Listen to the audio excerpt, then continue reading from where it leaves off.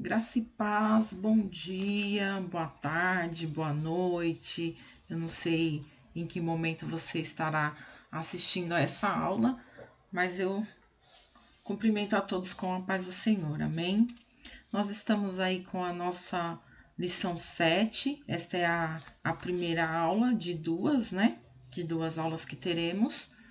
E o título é A Base do Ensino Apostólico.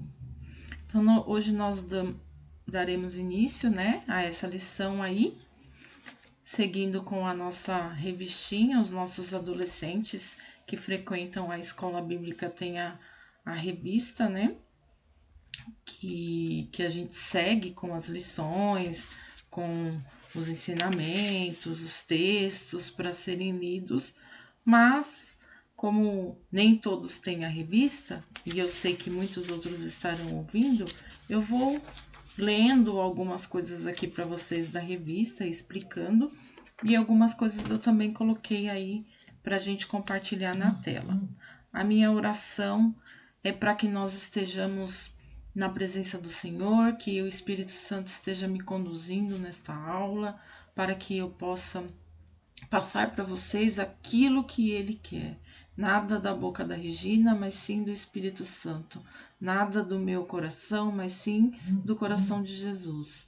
Nada da minha carne, mas sim do que é da vontade de Deus. Amém? Então vamos dar início à nossa escola bíblica? Vamos lá. A base do ensino apostólico. O que será que era a base do ensino apostólico? O que os apóstolos ensinavam às pessoas que os ouviam, baseados em quê? Baseados em quem? Baseados em quais outros ensinamentos? Nós já vimos em algumas aulas anteriores, né, que a igreja primitiva se reunia, os apóstolos, os discípulos de Jesus aí que ficaram para disseminar a palavra, eles reuniam as pessoas, as famílias e todos aqueles que se interessavam em aprender de Jesus e ensinavam a partir daquilo que eles aprenderam quando estiveram com Jesus, não é verdade? Eles tinham como base a santidade, tinham como base seguir a Cristo, tinham como base sermos como Cristo.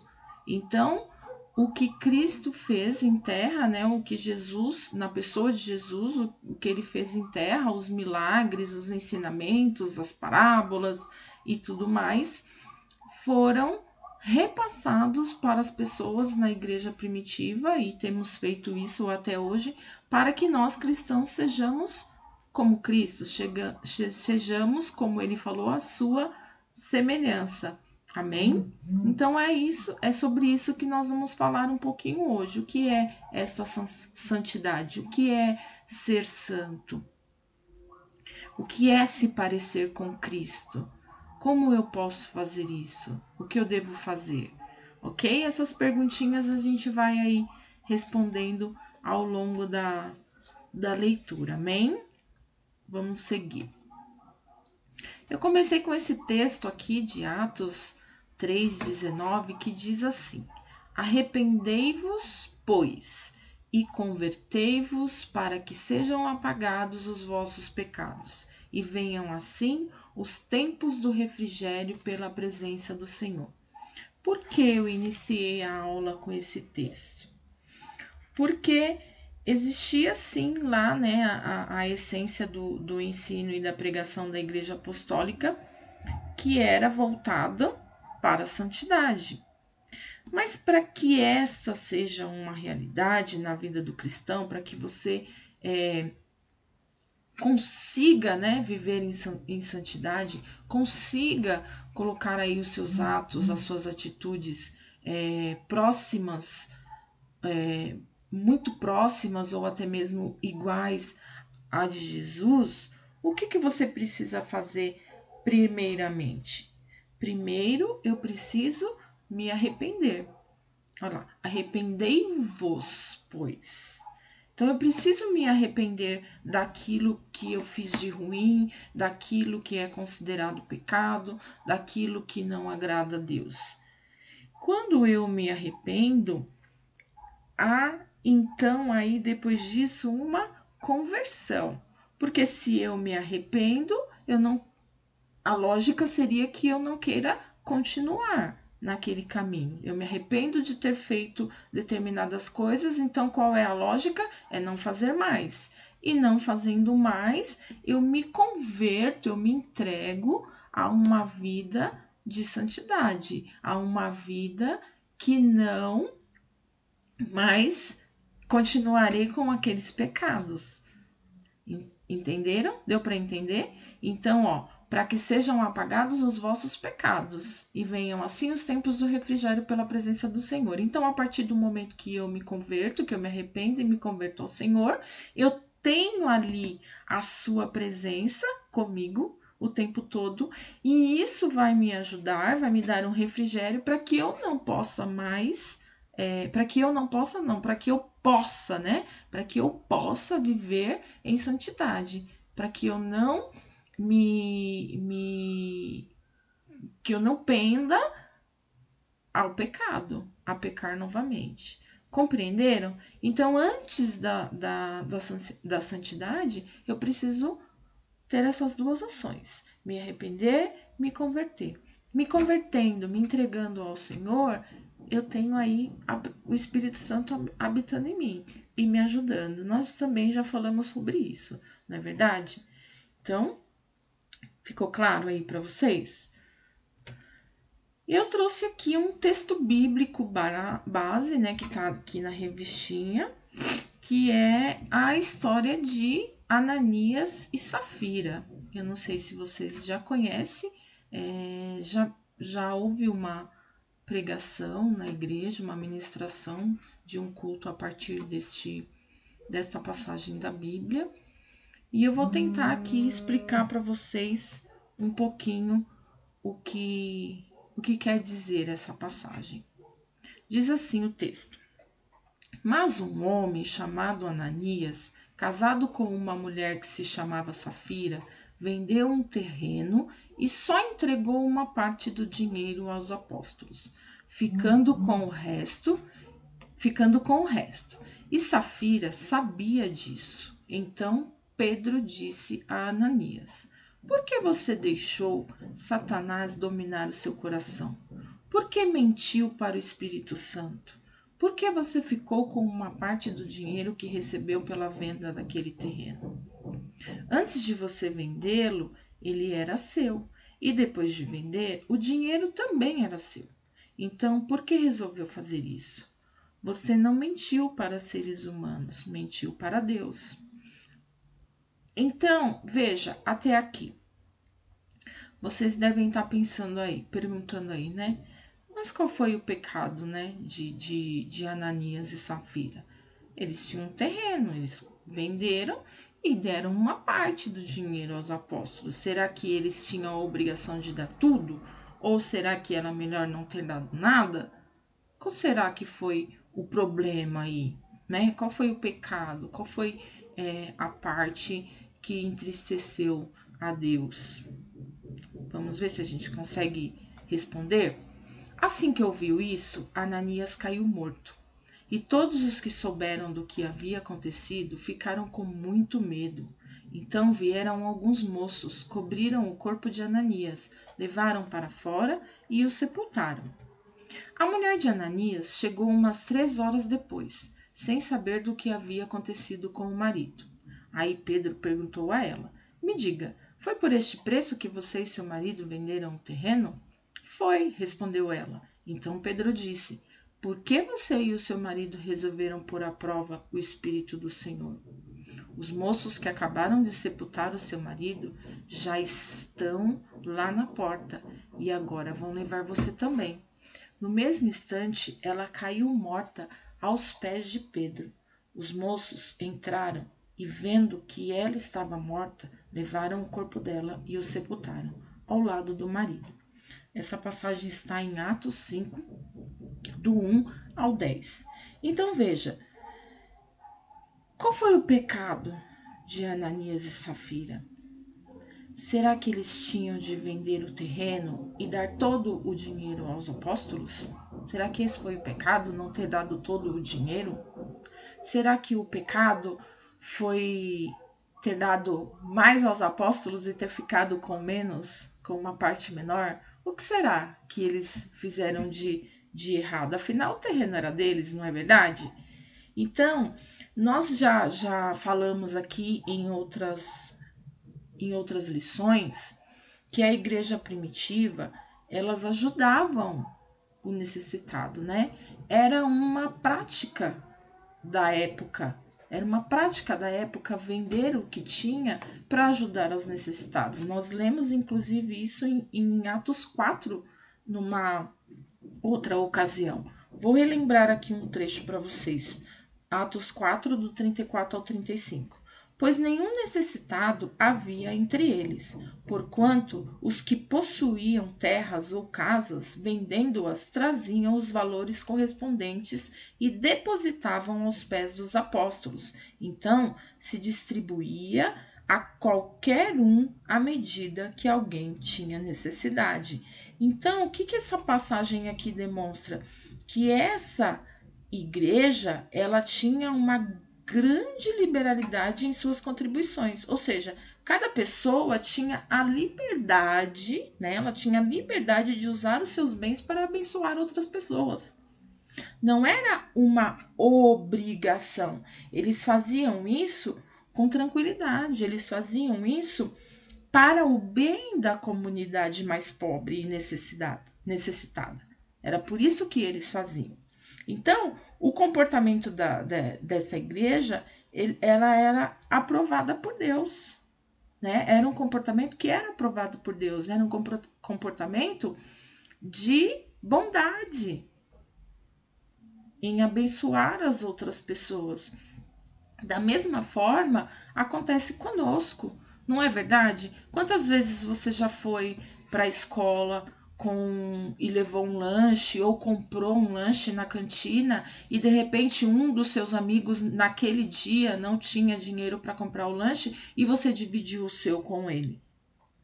Ainda que você estivesse com muita fome, com muita vontade de comer, mas quando você vê o seu amigo sem nada para comer, naquele dia, naquele momento, o que você faz? Você divide. E você divide isso porque é uma obrigação? Você divide porque alguém falou você tem de dividir? Nós aprendemos sim que é importante dividir, que é importante ajudar, mas isto nós temos de fazer de todo o coração. Isso nós temos de fazer porque nosso coração está preenchido com essa vontade de ajudar, com essa vontade de dar, né? Então talvez seja aí esteja aí o problema de Ananias e Safira.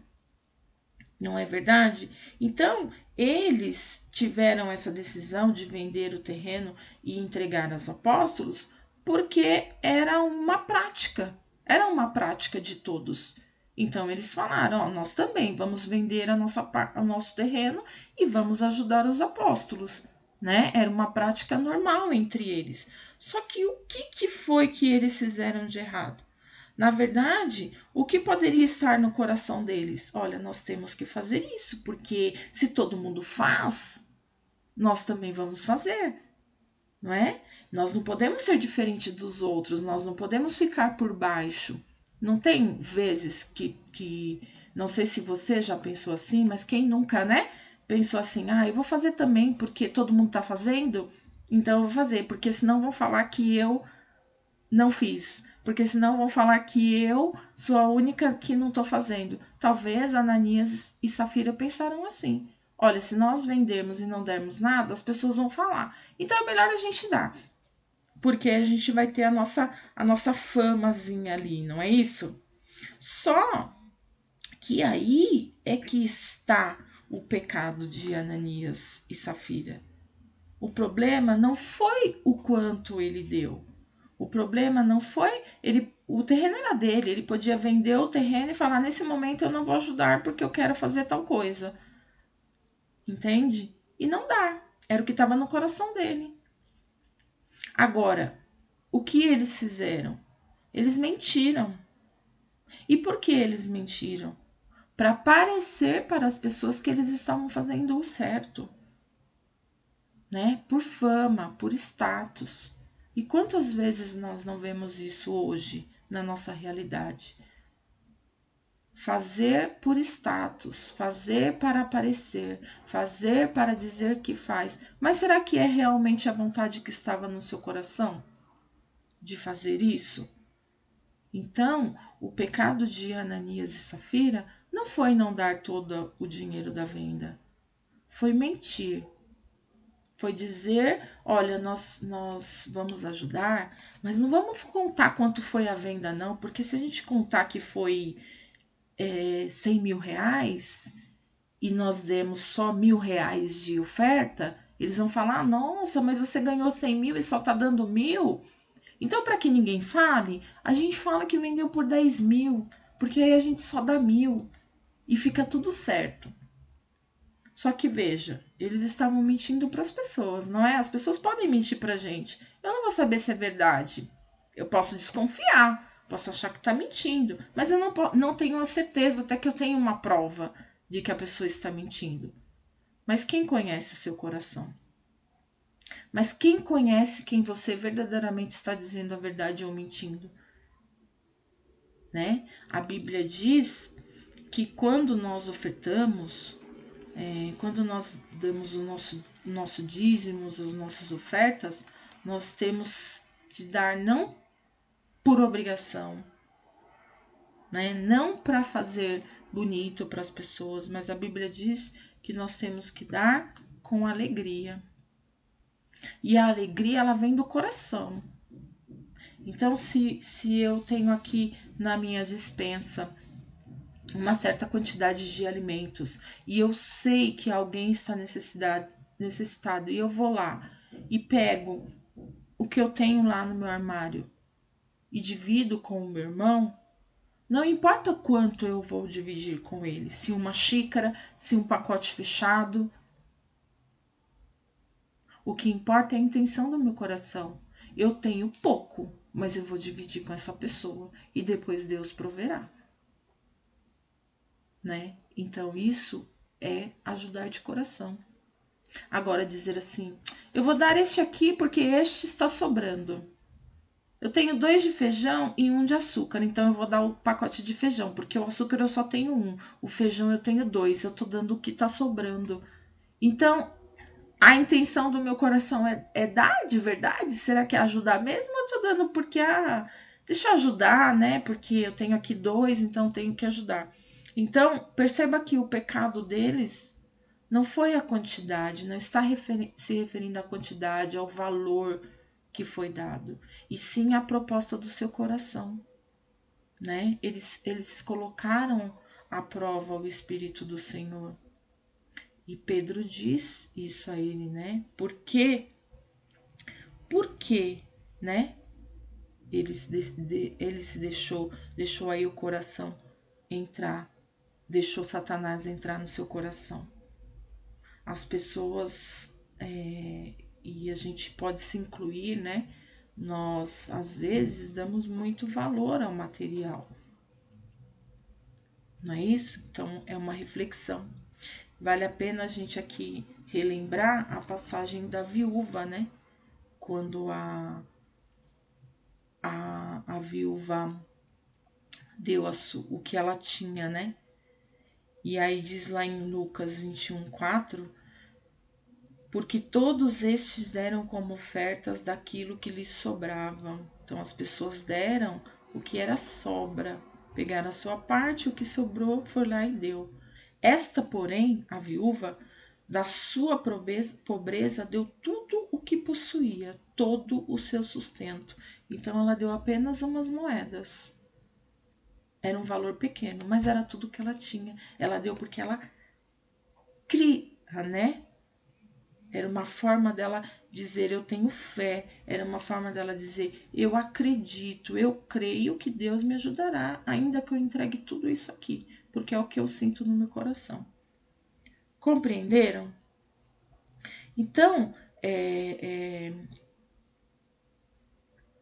porém, embora, né, eles tenham vendido o terreno e tenham ajudado os apóstolos, o pecado deles foi exatamente isso. foi fazer aquilo somente para dizer que estavam fazendo como os outros, e não porque era a vontade do coração deles. Amém? Deu para compreender aí? Então, o que eu posso dizer para vocês a respeito de santidade?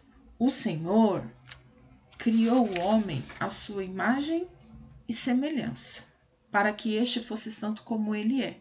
O que separa a criatura do Criador é o seu estado pecaminoso. Então, o que nos separa de Deus, né? Nós fomos criados à sua imagem e semelhança. Já vimos isso também em alguns cultos, né? Uma palavra ministrada e conhecida por todos. Mas o que nos separa? Se nós somos a imagem e semelhança de Deus, de quem nos criou, por que nós, às vezes, nos distanciamos? Por que nós estamos, muitas vezes, separados desse Criador e não nos parecemos tanto com Ele? É o estado pecaminoso. Então o Senhor, Ele não... Em alguns momentos, Ele não vai me amar mais. Sim, Ele te ama, te ama porque Ele é teu Pai. E um pai ama ao filho sempre, não é? Às vezes nós não ouvimos assim. Não sei se vocês já ouviram, eu, enquanto professora, já ouvi muito.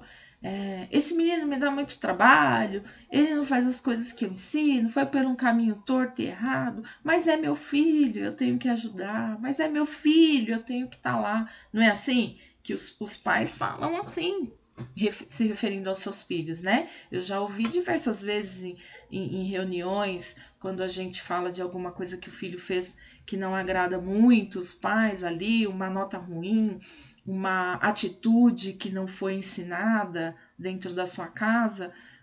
Esses pais se entristecem, esses pais não toleram as atitudes que não foram ensinadas por eles, mas eles, enquanto pais, enquanto pessoas que amam o seu filho, fica do lado. Então, assim acontece com o nosso Pai, o Senhor, né? Ele nos ama.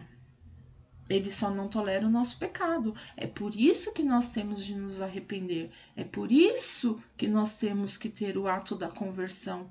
E eu digo a vocês que essa conversão ela é diária. Porque nós pecamos todo dia, toda hora, todo momento, não é verdade? Então essa conversão ela é diária. Esse arrependimento ele é diário.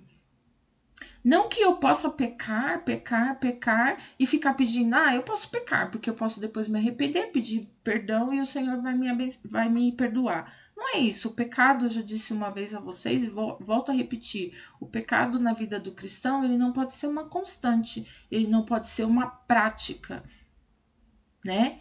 Mas ele vai ser um acidente, porque enquanto humanos, enquanto pessoas em construção, não é verdade? Porque a nossa santidade, nós estamos construindo aqui. Nós vamos ver como podemos fazer isso dia a dia ao longo dessa lição. Então, nós diremos assim que estamos em construção para se parecer muito, muito com o Senhor, para se parecer muito com o que Jesus ensinou. Então, dizer que o Pai não nos ama, eu não posso dizer isso, ele nos ama, mas ele não tolera o nosso pecado. Não é verdade? Então, ser santo significa ser separado. Irrepreensível significa ser semelhante àquele que nos criou. Então, quando a gente fala em ser santo, não tem nada a ver com ser melhor ou mais correto ou mais digno que os outros. Porque as pessoas confundem, né? Olha lá aquele lá, vai lá, que diz que é crente. Olha lá, cortou o cabelo. Olha aquele que diz que é crente, tá com batom, aquela menina tá com batom. Então, assim, não tem nada a ver com a roupa que usamos. Lógico que nós devemos estar sempre decentes, não é verdade? Nós temos que ter esse discernimento. Não é a roupa em si, mas é o que ela transmite. certo? Deu para vocês compreender? Então, assim, eu tenho de estar decente. De ser decente é uma coisa. Agora, condenar porque é calça, porque é saia, porque é vestido, porque tem manga, porque não tem manga, porque. Entende? Então, isso não. A santidade, ela não está ligada às suas vestimentas, ela não está ligada à quantidade de dinheiro que você tem, ela não está ligada à quantidade de bens que você tem, ou qualquer outra coisa que seja deste mundo, né? Então, qualquer coisa que aparentemente apresenta seriedade neste mundo não quer dizer que você é santo. Ser santo significa estar separado daquilo que te leva ao pecado, estar separado daquilo que Deus não tolera.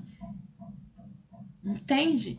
Então, viver uma vida santa é viver uma vida semelhante àquele que nos criou.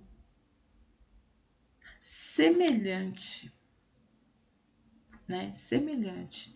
Veja bem, essa palavra semelhante não quer dizer que seremos iguais, porque igual a ele, ninguém, não existe. Nós seremos semelhantes. Então, para sermos semelhantes a ele, como que nós precisamos viver? Precisamos viver segundo a vontade dele. E qual que é a vontade de Deus nesse momento? Que não nos conformemos com este mundo. Então veja, a moda é praticar o bullying? É a moda do mundo, mas não é a vontade de Deus. A moda é ter um namorado a cada semana? É a moda do mundo, mas não é a vontade de Deus. A moda é tratar os pais como se fossem seus amigos? É a moda do mundo, mas não é a vontade de Deus. Entende?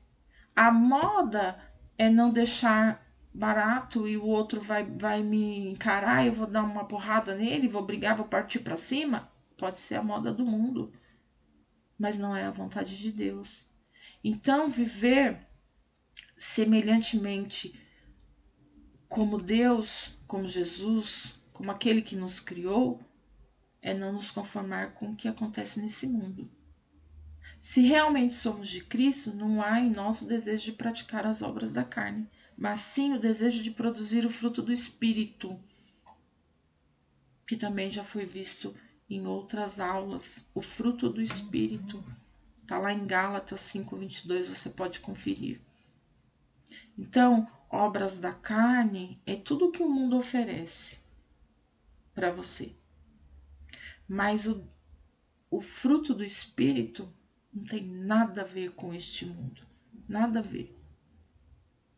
Ficou claro? Então sede santos. E como? Como ser santo? Como ser santo? Ser semelhante àquele que nos criou, aquele que nos criou. E como nós poderemos fazer isso, né?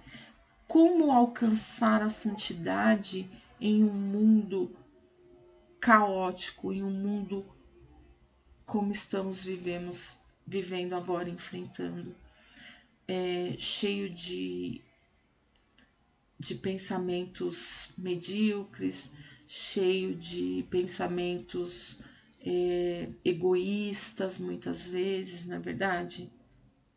Como podemos fazer deste atributo uma realidade em nossa vida?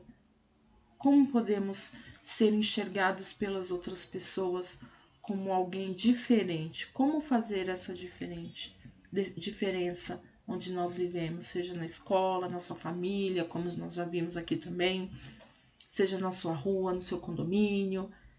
Como fazer essa diferença? Como sermos semelhante àquele que nos criou? Tem algumas coisas aqui que nós podemos fazer.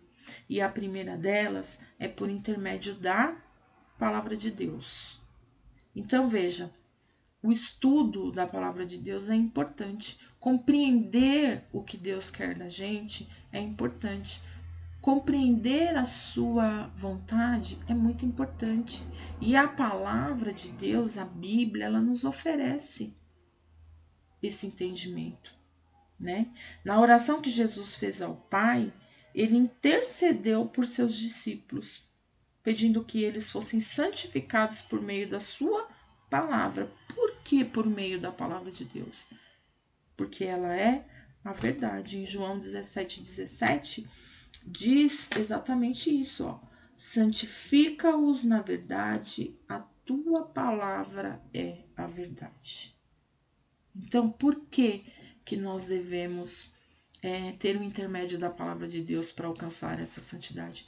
Porque a palavra de Deus é a verdade, né? A sua igreja também já estava incluída naquela oração. Nós estávamos incluídos nessa oração. A palavra de Deus nos limpa e nos guarda do mal. Então, quando eu leio a palavra de Deus, quando eu compreendo a palavra de Deus, quando o Espírito Santo me convence dessa palavra e o meu coração está aberto para esse convencimento, eu fico mais próximo de viver uma vida santa. Não é verdade? Porque sabe aquela expressão de que, não sei se vocês já ouviram quando alguém fala assim: "Ah, eu fui fazer uma coisa, mas a minha intuição, uma vozinha falou aqui na minha cabeça que isso não era legal de eu fazer". Quando a gente ouve a palavra de Deus, quando a gente lê, quando a gente compreende, quando a gente deixa que ela entre na nossa mente e da mente vá ao nosso coração, é exatamente isso que acontece. Essa vozinha aí, essa intuição que todo mundo fala, é o Espírito Santo te convencendo. Olha, isso não é bom, não foi isso que você aprendeu na minha palavra.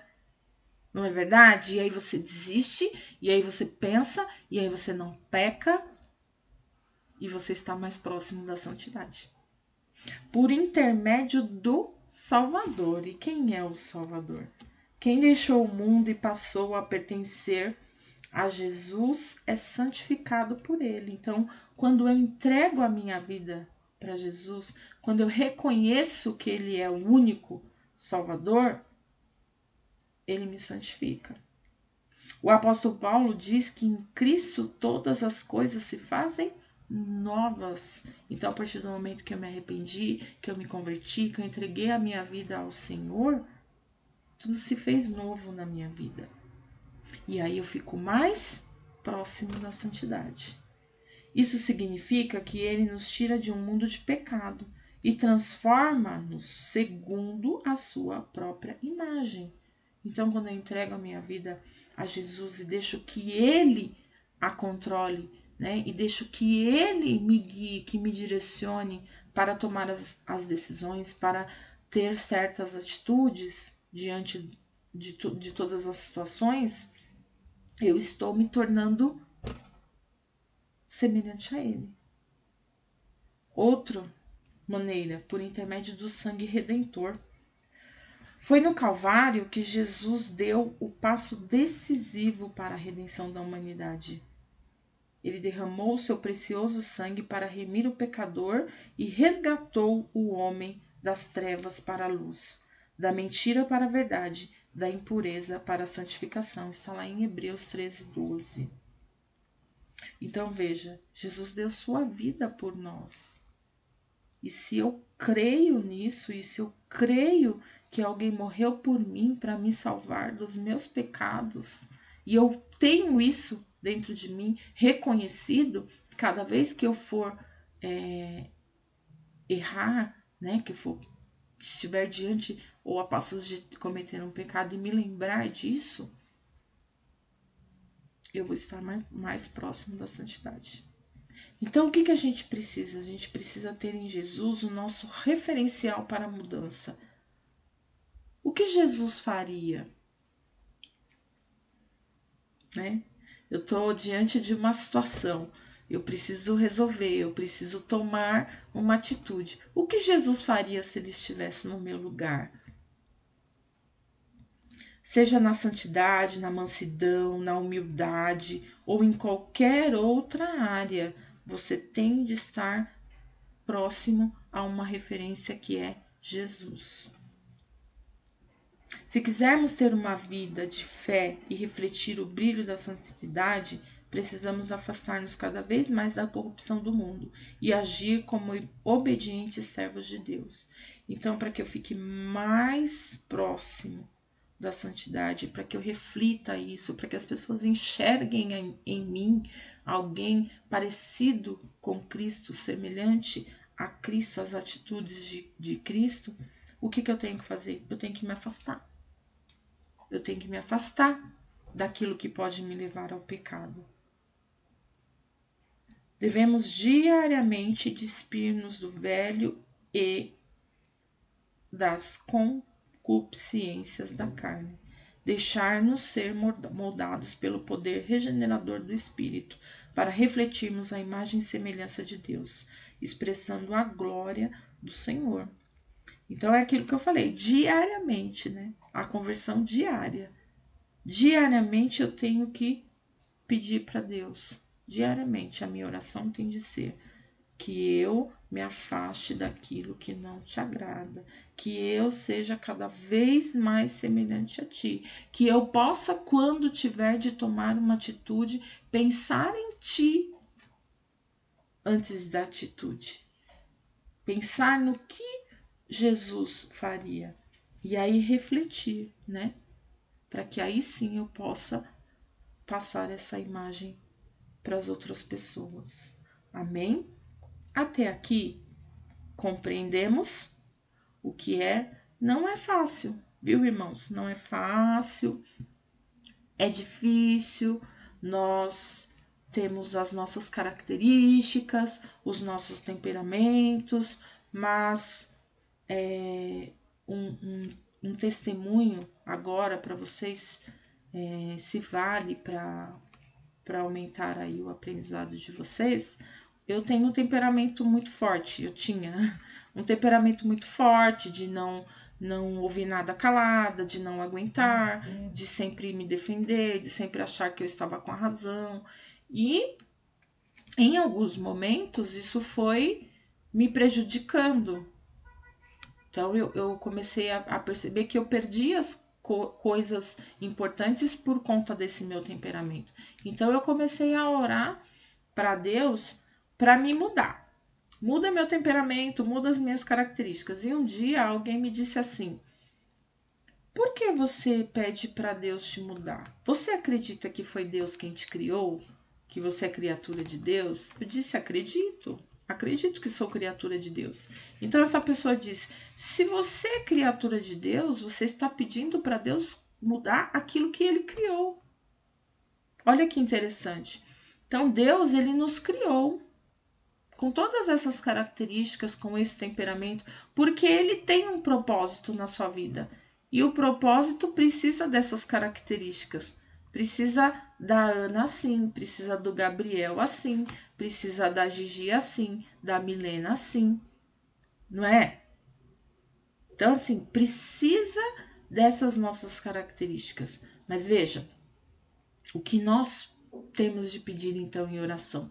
Então eu compreendi naquele momento que a minha oração não era para que Deus me mudasse, mas que Deus estivesse comigo ali todos os dias para que eu conseguisse lidar com o meu temperamento. Então, eu preciso ser uma pessoa que não consegue ver a injustiça e ficar calada, uma pessoa que gosta de colocar as coisas que eu acredito. Isso é muito importante para quem crê na palavra, porque nós temos de defender, não é? Aquilo que nós acreditamos. Mas eu tinha de fazer isso com sabedoria, coisa que eu não tinha. Então o problema não estava no meu temperamento, estava na minha sabedoria. Eu não sabia lidar com o meu temperamento e por isso eu pecava. Então, a partir do momento que eu pedi para que Deus me desse o controle do meu temperamento, me desse a mansidão em alguns momentos, eu continuei com o mesmo temperamento, porém eu consigo lidar melhor.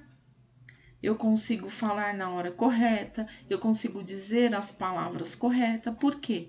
Porque eu pedi ao Senhor que me ajudasse. O Senhor me fez assim. Então me ajuda a me controlar. Me ajuda a falar, porém não pecar. A falar, porém não ofender. Não é verdade?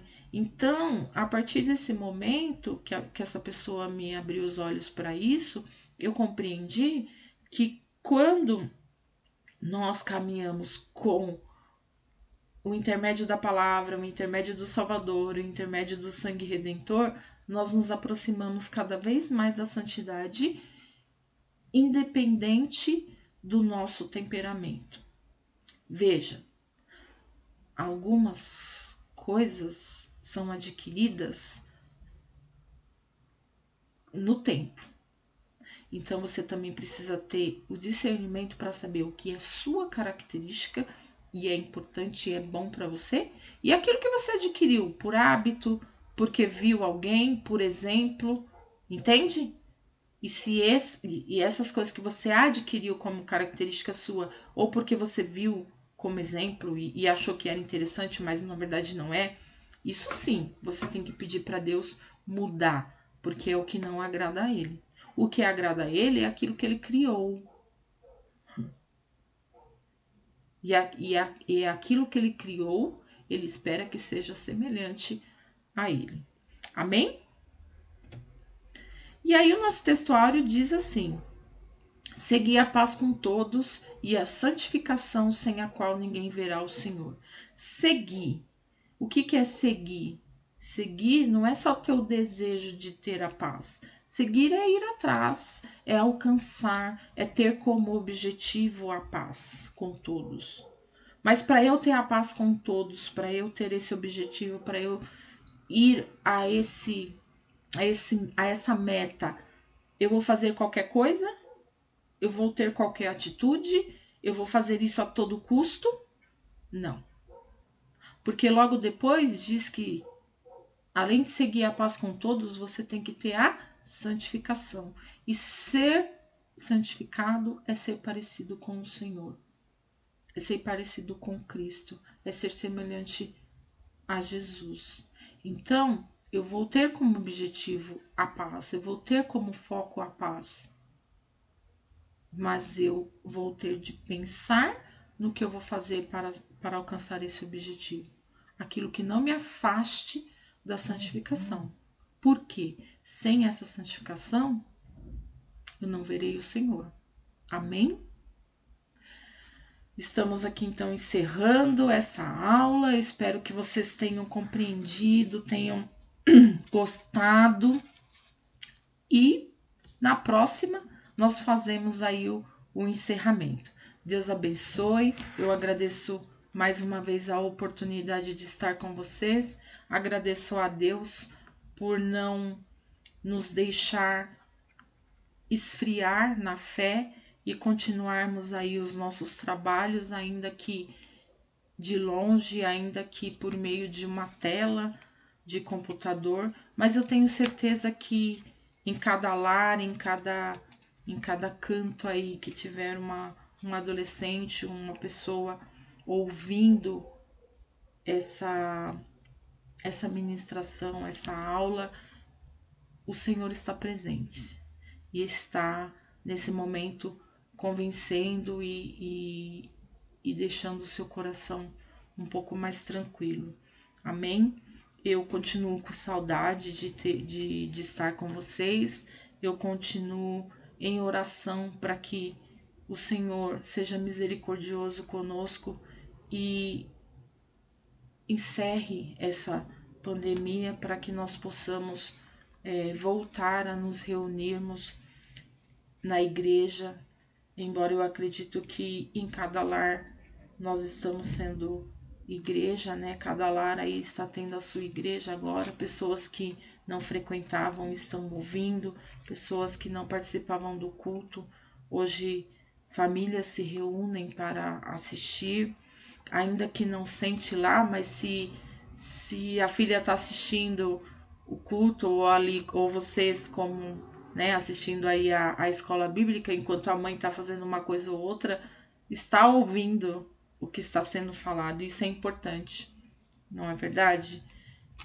Há um propósito para tudo, né? E nós, enquanto cristãos, temos que crer que Deus está conosco e Ele continuará cuidando de nós. Uma boa semana a vocês, Deus abençoe e até a próxima. Beijos!